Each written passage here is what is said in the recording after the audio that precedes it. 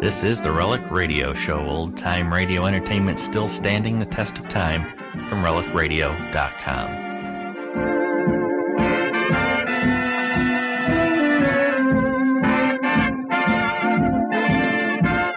Today on the Relic Radio Show, your hour of radio drama begins with Theater 5. We'll hear their September 9th, 1964 episode titled The Decoration. After that, it's The Whistler and Safety in Numbers. His story from February 10th, 1947. Tell the child. Tell her now. You are a hysterical old woman. Shut up. Tell her.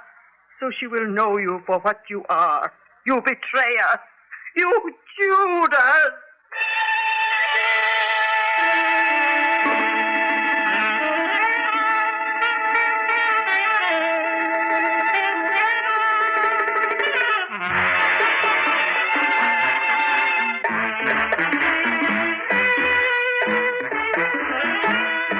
Theater 5 presents The Decoration.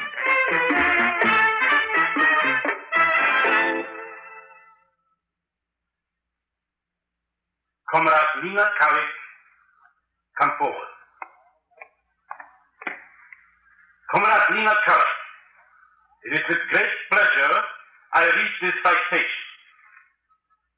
For unflinching devotion to the fatherland and to the ideals of the revolution, the People's Government bestows its highest civilian decoration.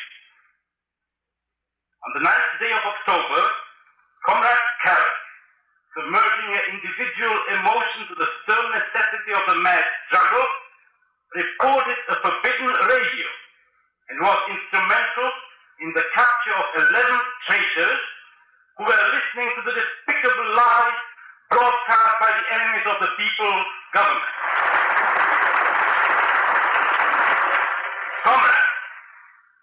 Comrade, let me add a personal note. Not for one moment was Comrade Carrick swayed by bourgeois sentimentality. Not for one moment did she listen to the pleas of these foolish and misguided traitors. She came personally to me and made her report. Let her act be an example. The execution of these traitors, a lesson and a voice. Stand beside me. Battalion, pass in review.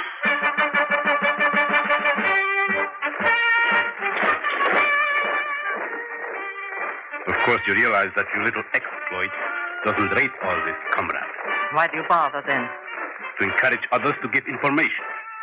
Do I not get something extra because my father was among the traitors? Perhaps. Tell me, how did you feel about that part of it? I had no feeling, one way or the other. He would not accept the new order. He had to be pushed aside. He was a fool. Good, comrade. You have passed your test. What test? My dear comrade, do you think we are so stupid we didn't know your father was listening to foreign broadcasts?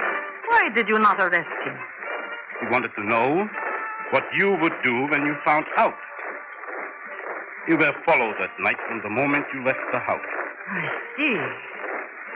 Suppose I had gone soft-hearted and not turned them in because of my father. Then you would have gotten a 0 on your final examination. Agents who fail are useless.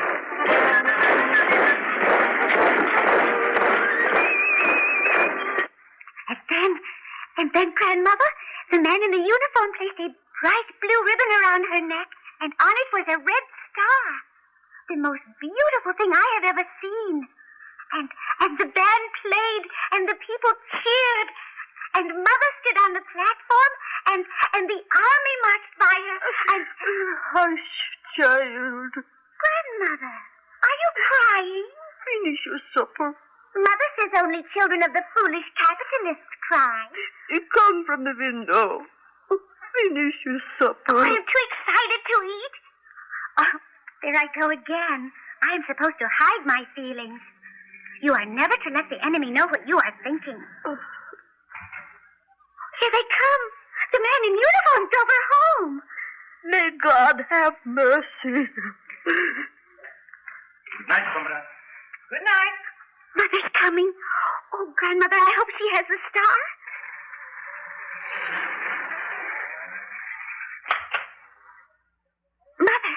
Mother, let me see the decoration.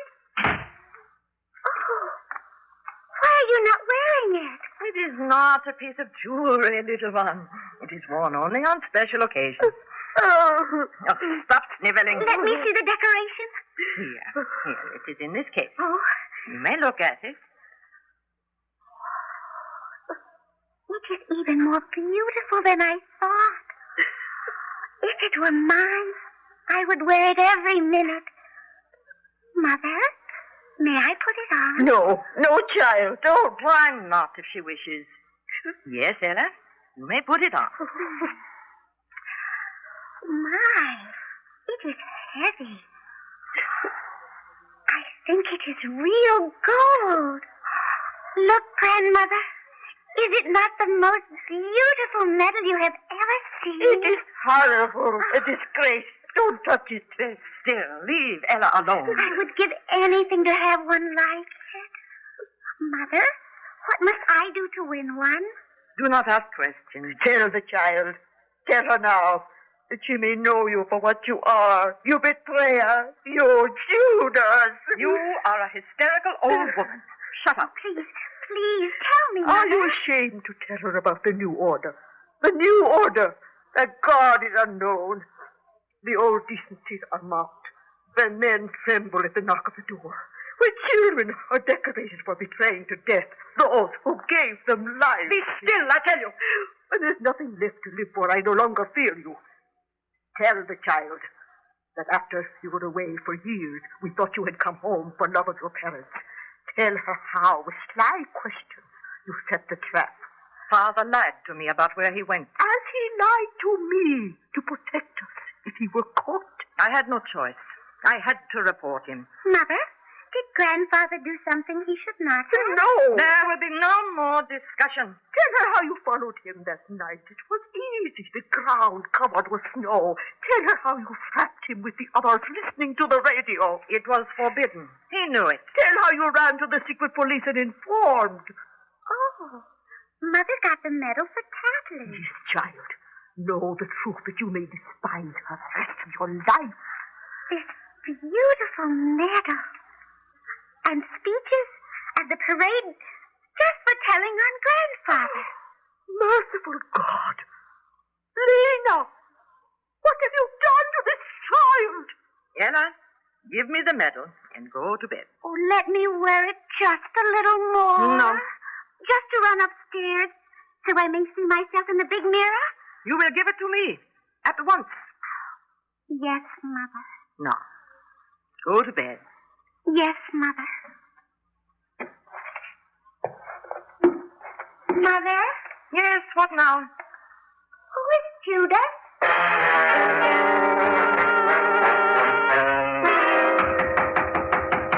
Enter. One moment, Comrade Carrick. You sent for me? Your usefulness here is at an end. You have a new assignment. Where is it? And when do I leave? The United States in about 2 weeks. You will enter at New York and then go on to Washington. What do I do in Washington? Detailed instructions will be given you there. But in general, you will get information to help us compromise the personnel responsible for radio broadcasts to foreign countries. They are that serious? My dear comrade, we don't like to shoot good farmers and technicians, even though they are foolish enough to listen. In some respects, these broadcasts are as dangerous as an atomic bomb. I see. I am honored to have such an important mission. When people listen, it shows a spirit of rebellion and disbelief. And even their music contaminates the air like some insidious fallout. I will do my best at all times. I hope so. Some of our agents seem to lose their sense of dedication when they stay in America. They become complacent. You need not worry about me. I have dreamed of helping to destroy America all through my training. Then I was put in a unit of English-speaking comrades. I read American books and papers. I hoped, but I could not be sure. It was all planned. Your trip home was your final test. Fortunately, you passed. Do I travel alone? Your child will go with you. That is part of your usefulness. You are a respectable widow. There will be some important instructions, and the child is not so likely to be searched. You will arrive in New York just before the bourgeois Christmas holiday. Travel then will be heavy and the customs overloaded with work. Any other instructions? I have told you all that was told to me. Other instructions will follow. Now, first, you will go to Paris. So go home and pack and be ready to move on at a moment's notice. Very well. Oh, Comrade Kalik. Yes? I hope I have made it clear to you what happens to agents who fail. Perfectly. I am not going to fail.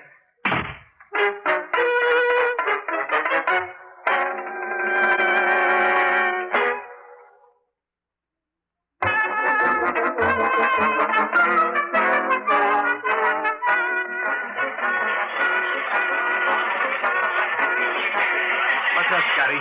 We have to get Flight 17 going over. Oh, looking for something special? Yeah.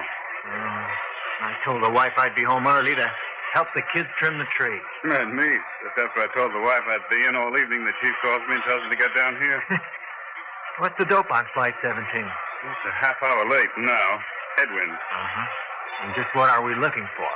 Well, it came through that someone on this flight was, get this, very likely communist agent with instructions for someone in Washington. Someone? We don't know who? No. Oh, brother. That means checking every last person. And that plane will be loaded. That's right. Well, excuse me. I'd better call my wife and tell her to get her sister to help with the tree.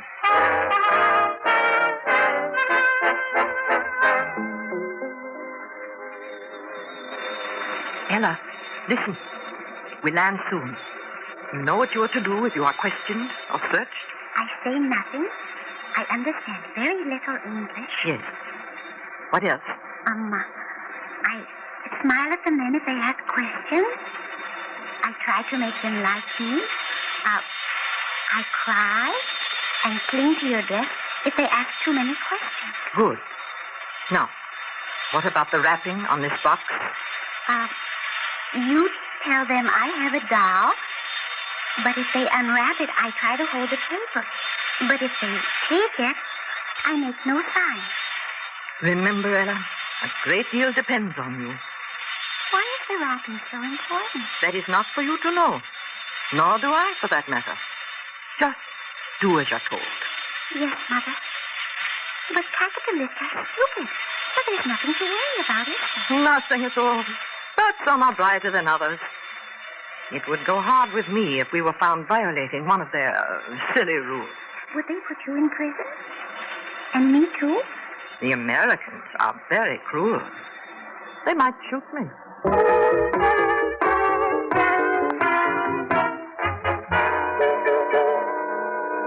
Attention, all passengers, Flight 17. Stand by for inspection. Please have passports ready. You hold down the office, Frank. I'll get the boys working on the passengers. Right. You take it. I'm on my way. Yes. Speaking.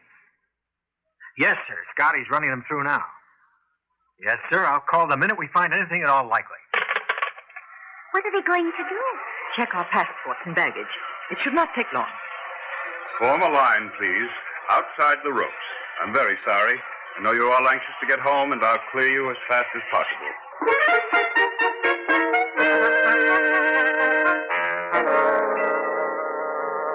Well, now what, Scotty? Not a thing we can hold anyone on. Gonna call the chief? Well, you know what he'll say. Keep looking. Yeah. You know, it would help a lot if we knew what we were looking for.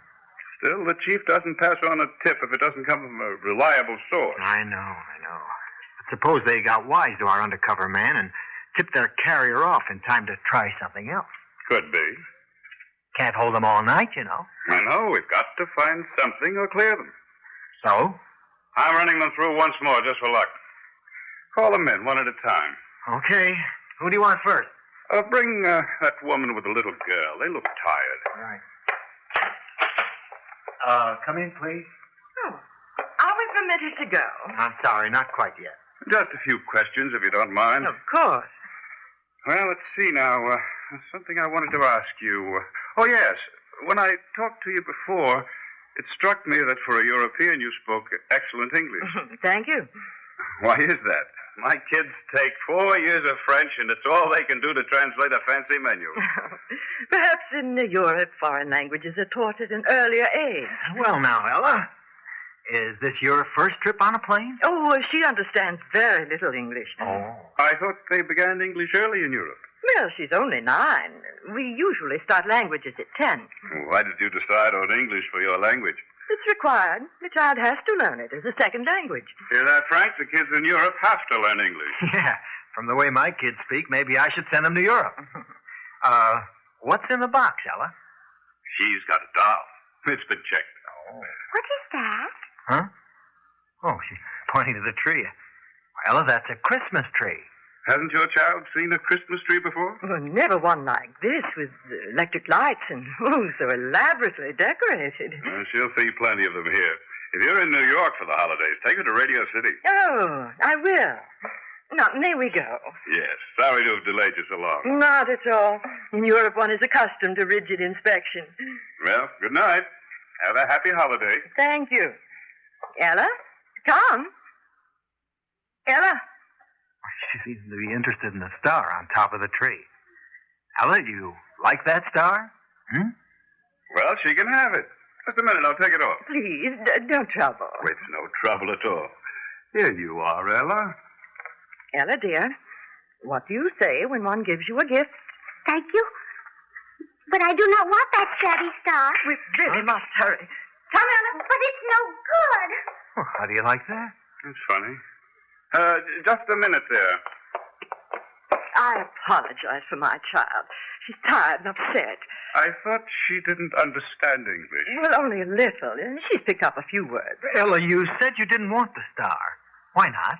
I want a star like Mother's. Ella. What? Oh, you mean that little trinket I bought in Paris, don't you? Just a moment. Let the child speak. Tell me about this star, Ella. It is a beautiful red star on a bright blue ribbon so that it can be worn around her neck. Uh-huh.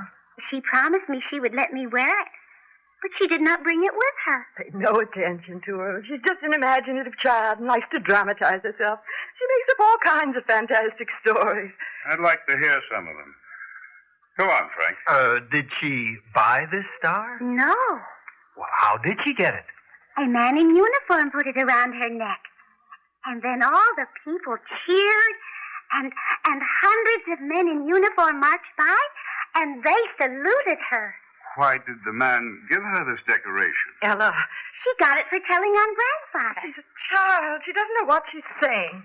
And you've no right to question her. Be quiet. Your mother told something about your grandfather, and she was decorated? What was it she told, Ella? He was listening to a radio with other men, and the police arrested them. I see. If I tell you a secret, will you give me a decoration? What secret? About your mother? I will not tell unless you promise me a star like hers. You'll get a star and a blue ribbon.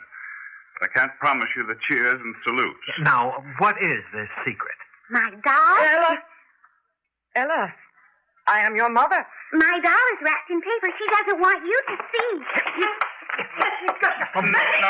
No, you don't.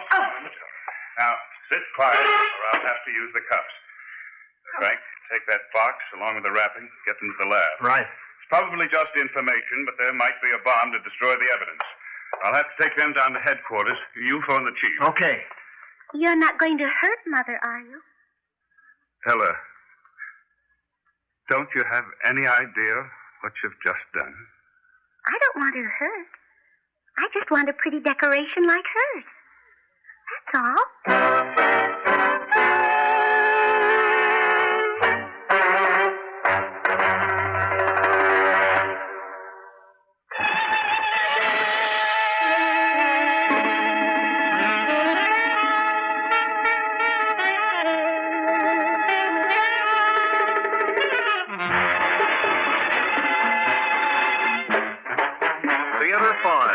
has presented The Decoration, written by Joseph Cochran and directed by Ted Bell. In the cast, Boshik Shimek, Kate Wilkinson, Evelyn Juster, Abby Lewis, Owen Jordan, and Marco Daniels.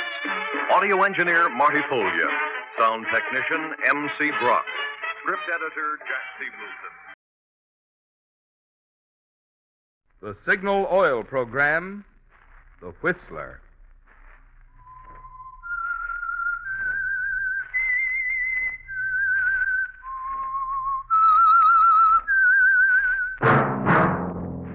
That whistle is your signal for the Signal Oil Program, The Whistler.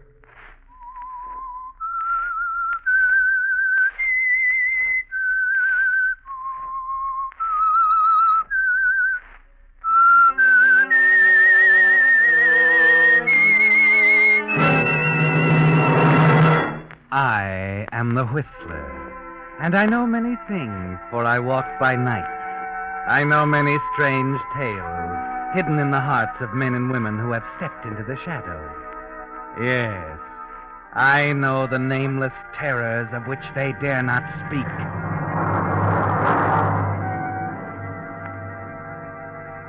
Yes, friends, it's time for the Signal Oil Program, The Whistler. Rated by independent research, the most popular West Coast program. In gasoline, you know, it takes extra quality to go farther. And Signal is the famous Go Farther gasoline. So look for the Signal circle sign in yellow and black that identifies Signal service stations from Canada to Mexico. And now the Whistler's strange story. Safety in numbers.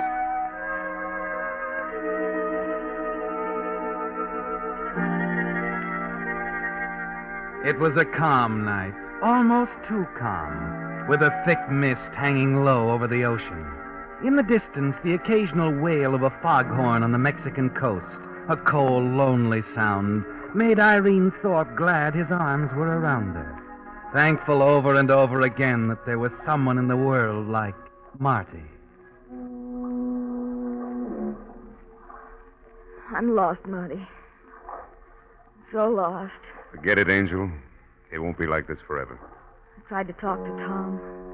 He won't listen to me. He will. Tonight. What do you mean, Marty? He knows I'm aboard. I told your charming husband I had something to say to him. Oh, I don't know if you should have done that, Marty. He won't listen to me. Now, please. Please, Irene, let me handle it, will you? You don't know him. You don't know the cold, steely way he can look at you. The way he can... Look, Irene, please.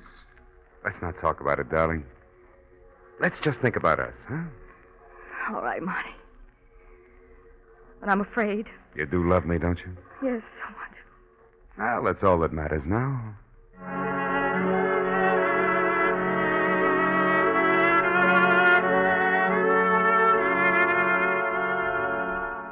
Yes, Irene, you're thankful for Marty Kruger.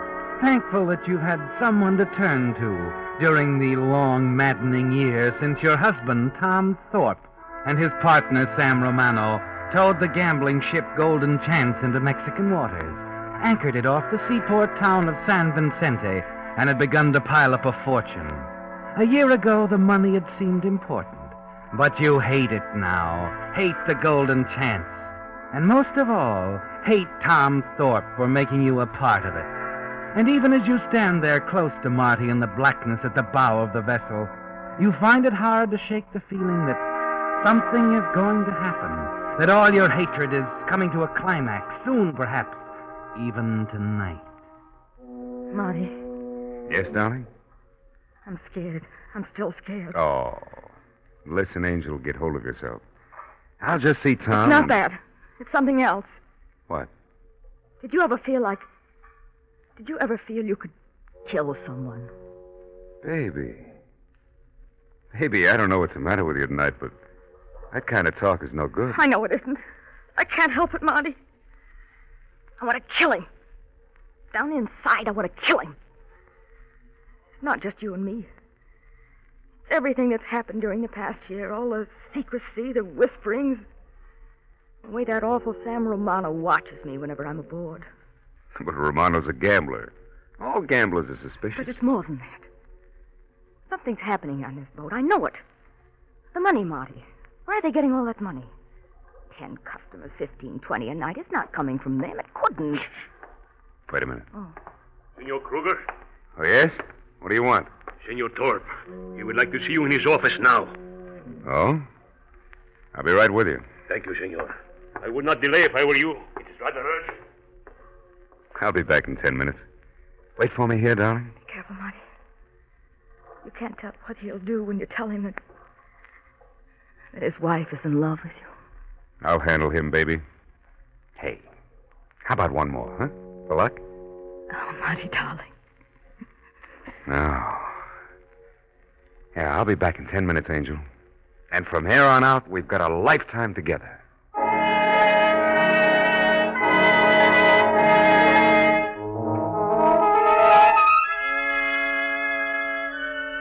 So he leaves you there, Irene, and strides down the deck toward your husband's office. And the silence suddenly seems heavier, the darkness blacker, the foghorns lonelier. 10 minutes pass, 15, 20. You try to control your nerves, try to tell yourself that Marty will handle Tom without any trouble.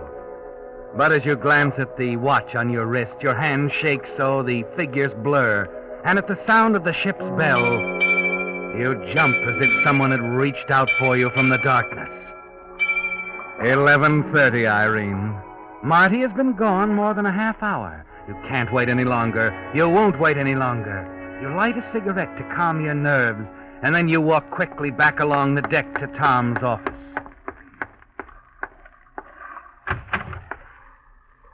Hello, Irene. Hello, Tom. I was just telling Mama's boy here what a big mistake he's made. Put out that cigarette. I'll do as You hear what I please. said? Put it out. All right, darling. Anything you say. There's no smoking on the ship, you know that? Don't you think it's a little foolish, Thorpe? I didn't ask you, Kruger. Only a suggestion, Bud. Customers might like a smoke once in a while, and from the looks of the gambling rooms, you need customers. Suppose you mind your own business. Oh, you better go to your room, Irene. I'm going to see you later. We're going to settle it right here. It's already settled. I've ordered a boat for Mr. Kruger, my dear, leaving in 10 minutes. From now on, Kruger, you're barred from the ship. He'll come here if I want him to. You hear what I said, Kruger? You're off the ship for good. Is that clear? And what if it isn't? You're liable to wake up on the beach tomorrow morning covered with barnacles. You can't run my life, Tom. I've had all of this I can stand. Oh. So you want to switch onto another track, huh? Well, you won't, baby. You're on this one till the end of the line. Maybe I've got something to say about that. You better go, Marty. All right. But you're coming with me. She's not going anywhere. Come on, Irene. You hear what I said? Sure. But I just don't agree, that's all. You know, I don't like you, Kruger. I'm afraid I'm going to have to mush you up. Marty! Yeah, I wasn't smart, Thorpe, wasn't I? No. Irene, listen to me. No, don't do it. Irene!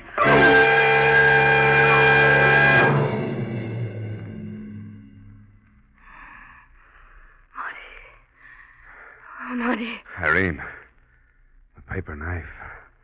You... Look at him, Marty. Yeah. I don't know if he...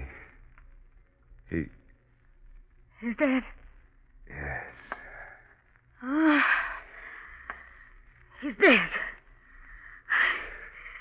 I'm free now. Oh, wait a minute. We've got to think. I'm free. We've got to get him out of here. I'm free. Irene, free. snap out of it.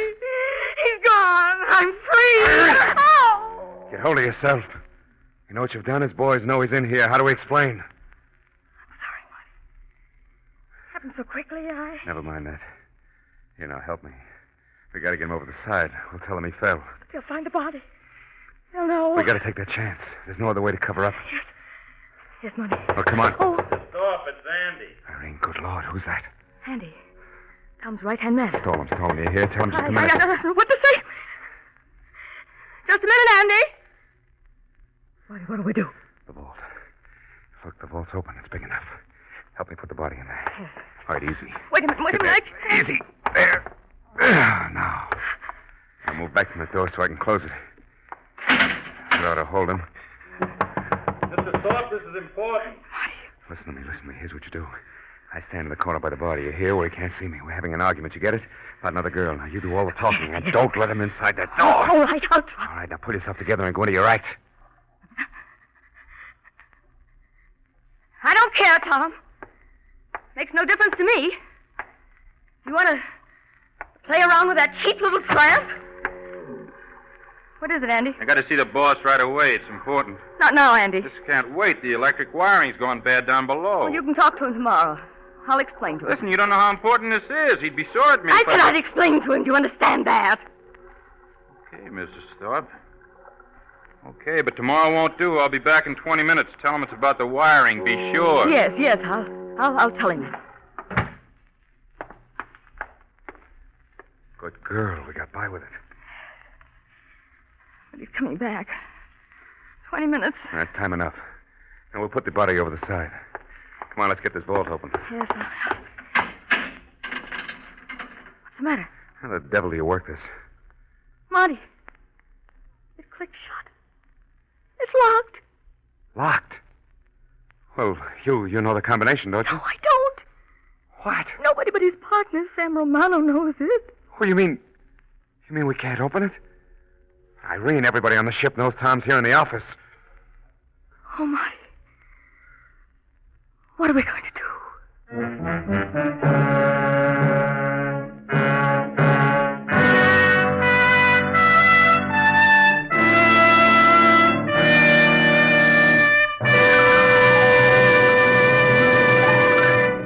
With the prologue of Safety in Numbers, the Signal Oil Company brings you another strange story by The Whistler. On last Monday's program, I read you a letter from a Whistler fan who decided to test the mileage of Signal gasoline for himself. But if you recall, after stopping at 2 Signal stations, he was so impressed with the service, he completely forgot to check the mileage.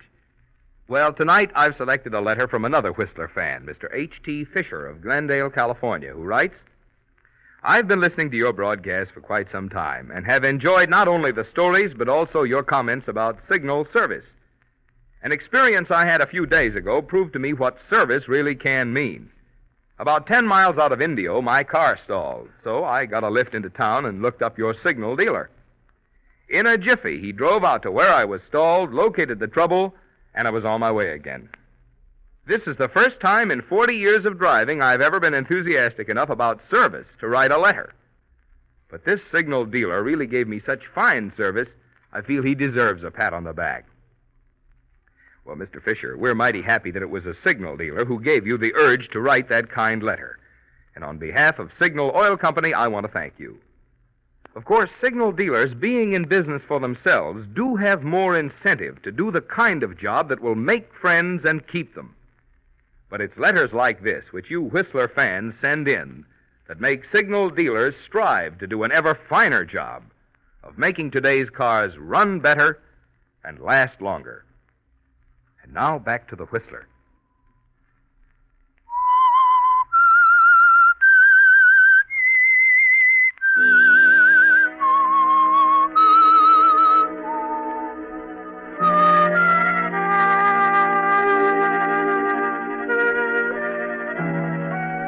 It all happened in a flash, didn't it, Irene? The feeling of foreboding that swept over you when Marty was called into your husband Tom's office. The quarrel, your hand on the knife, and then Tom's body on the floor at your feet. Somehow, all through the past year, you felt that the secrecy, the suspicions, the whisperings aboard the gambling ship Golden Chance would lead to violence. But you didn't quite think it would leave you in a predicament like this. But you have to face it, Irene. Andy, the ship's manager, will be back in 20 minutes, looking for Tom. And Tom's partner, Sam Romano, will be back tomorrow night to open the vault. And you and Marty stand staring at each other, knowing the body is locked fast inside those 3 inches of steel. Irene, listen, darling. Think. You've got to think. That combination must be written down somewhere. Can't you remember seeing it? No, I can't. Wait. What? I remember. Oh? It's on a little yellow card in the safe at home. Oh, a lot of good that does with Andy coming back in 20 minutes. Oh, Marty. It's no use, Irene. We might as well... What's that? Speaker system. Someone's calling Tom. Don't answer it. No, I better. Yes? The boat order, Mr. Thorpe. It is alongside, waiting. What? Oh, all right.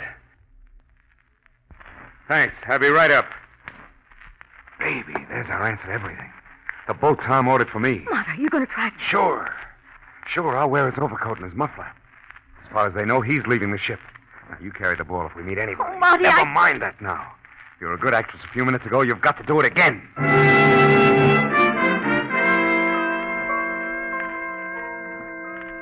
It's a tense few minutes, isn't it, Irene? Hurrying out to the boat deck, Tom's overcoat up around Marty's face, the hat pulled low. You make it to the water taxi.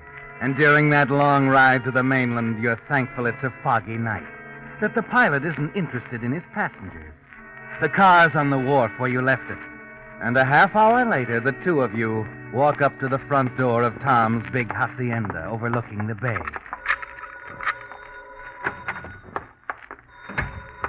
Better answer it. Hello? This is Andy, Mrs. Thorpe. I'm calling from the dock. Listen, Andy. I wish the boss hadn't gone ashore without telling me, Mrs. Thorpe. Put him on, please. Well, Andy, he's left. Left? I just dropped him off at the airport. I put him on a plane for Mexico City. Mexico City? You mean he went away without... Hey, listen, did you tell him about the electric wiring? Yes, I did. He wanted you to take care of it. He was in an awful hurry.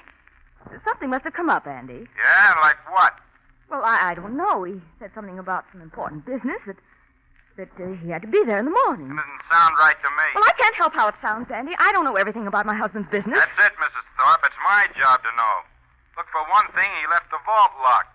See anything about what I'm supposed to do with tonight's take? It's a lot of dough. Well, he said you could bring the money here. You know what you're saying? That's about $40,000 I got to pay off tonight. Pay off? Hey, skip it.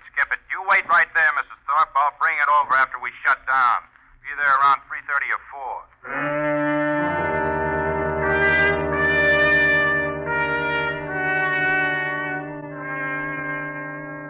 4. Well, Irene, you know you can't go back to the gambling ship now, can you?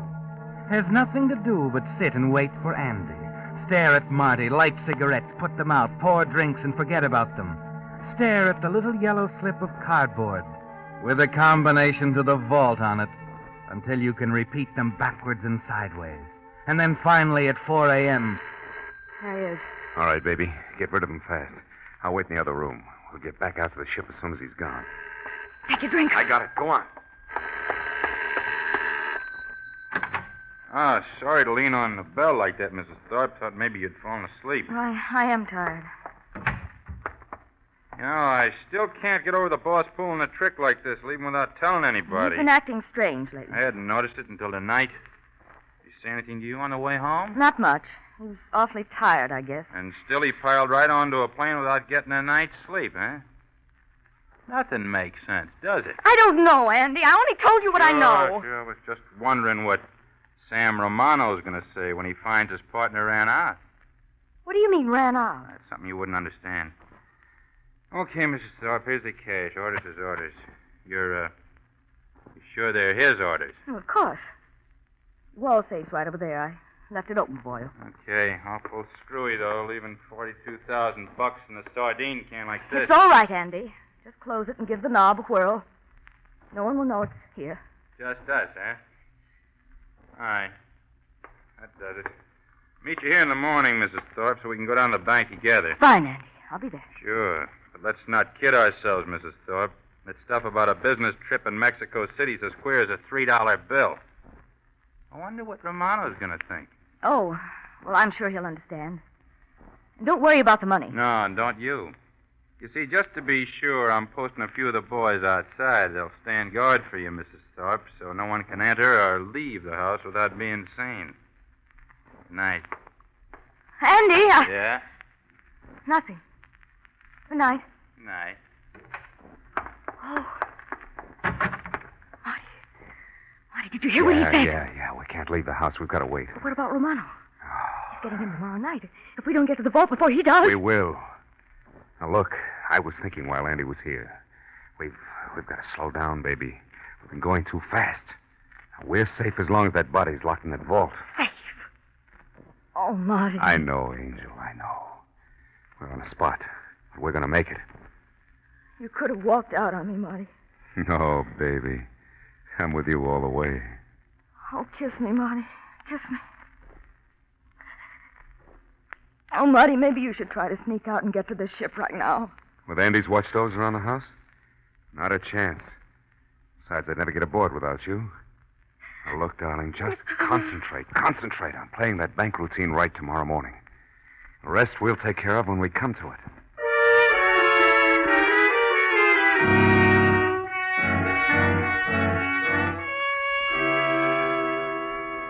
Gracias, senora.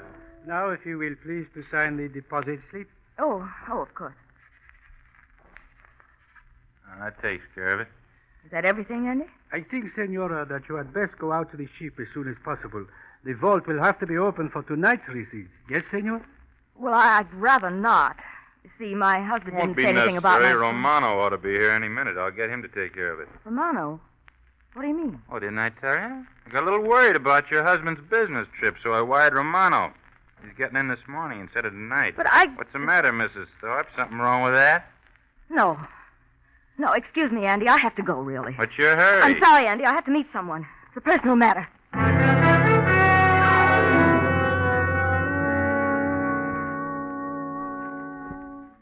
Hello? Marty, I had to call. What's the matter? We can't wait till tonight. Romano's here now. Romano? Well, he wasn't coming I until... tell you, he's here.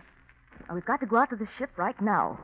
I'll meet you at the dock in an hour. Wait a minute. We can't go out there in broad daylight. There are boats going back and forth all the time with supplies and things. The gambling deck will be closed up. All right, baby. I'll have the boat ready. I'll see you at the dock.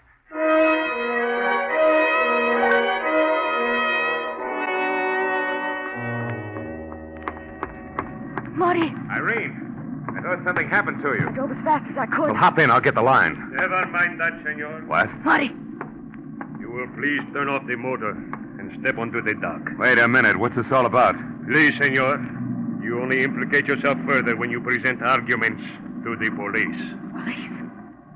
Yeah. I guess you were right about Romano. We have discussed the matter at length with Senor Romano. That, of course, is why we must take you into custody. I don't know what you're talking about. I am talking about your husband's unfortunate accident. Now, you will both come without trouble. Yes?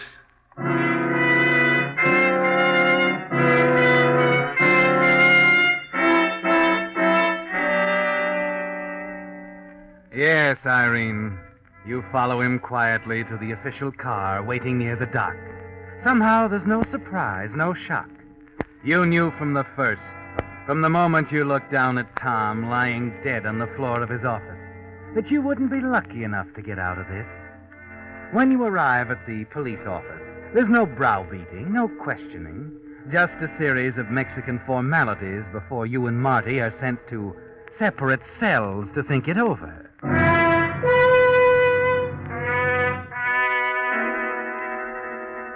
The hours pass slowly, agonizingly. At 7, another polite official brings you your dinner, but you send it back untouched. Lie down and try to sleep. Somehow you manage to drop off for a few more hours. When you open your eyes again, the morning light is streaming in through the window, and the same polite police lieutenant is opening the door to your cell. Buenos dias, senora. What is it now? Did they bring you the newspapers? I know what they say. I don't care anymore. Of course. Perhaps then you would like to give us your side of this unfortunate affair. We have spent the night discussing it with this Andy fellow, also with your Senor Kruger. I see. All right, Lieutenant, I'll give it to you. All of it. I'm glad you feel that way, Senora. You see, the newspapers, they might call it something else. But to us, it's murder.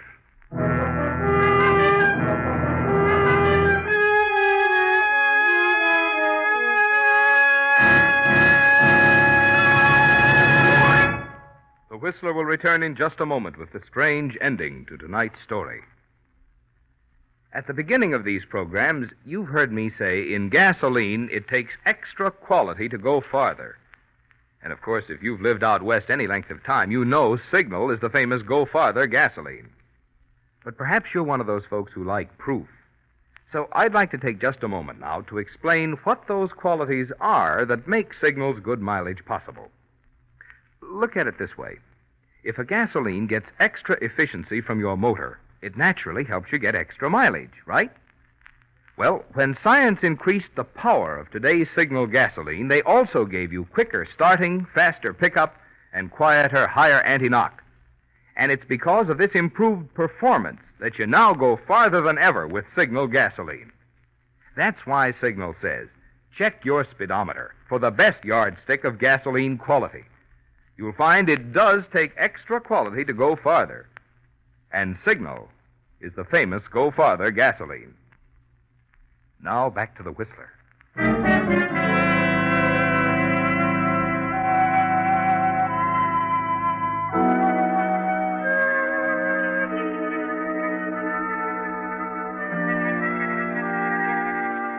Well, there's no use holding back, is there, Irene? You can tell from the lieutenant's quiet, confident manner that he knows everything. It was a long chance right from the first. From the terrible moment when you and Marty put Tom's body into that vault on the gambling ship. And you know enough about gambling to realize a long shot like that comes through once in a lifetime. So you've lost, Irene. Romano got there first, and you lost. Your hand shakes as you light a cigarette. Your voice trembles a little as you finish telling the lieutenant the story. Well, that is most interesting, Senora. There is so very much more in this case than we realized. What do you mean? And the others gave us a slightly different version. Senor Romano, Andy, your friend Kruger. You know, Senora, the sea holds many secrets. It's unfortunate you did not trouble to look at the newspapers. It might have held yours. I don't understand. I have a paper here. Oh, I'm sorry. I don't read Spanish. Oh. I must explain then that my reference to murder was an indirect one. I was speaking of the loss of 18 lives early yesterday morning aboard the Golden Chance. What do you mean, 18 lives? We believe, naturally, that as the wife of one of the owners, you were a part of the enterprise. The Golden Chance was a gambling ship in name only, Senora. Its real purpose was to act as a transfer point for ammunition and high explosives for an insurrectionist group in Central America. What? That's where the money came from. Money? His crazy fear of smoking. I see it now. Where's the ship? What happened to it? It seems they were a little careless about the electrical wiring, Senora. There was an explosion on the Golden Chance. She sank without a trace.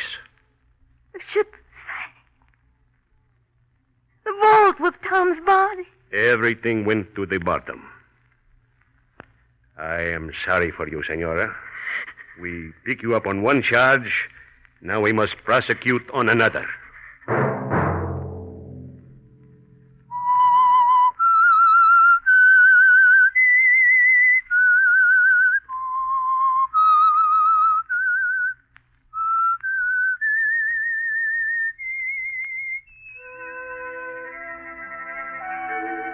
Let that whistle be your signal for the Signal Oil program, The Whistler, each Monday at 9. Brought to you by the Signal Oil Company, marketers of Signal gasoline and motor oil and fine quality automotive accessories. Signal has asked me to remind you, to get the most driving pleasure, drive at sensible speeds, be courteous, and obey traffic regulations.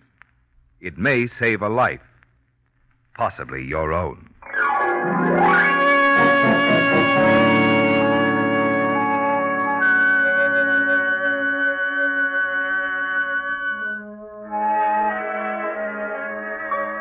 Featured in tonight's story were Lurene Tuttle and Gerald Moore.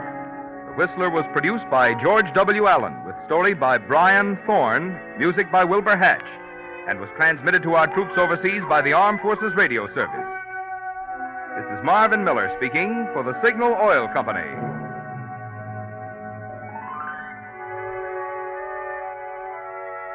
This is CBS, the Columbia Broadcasting System.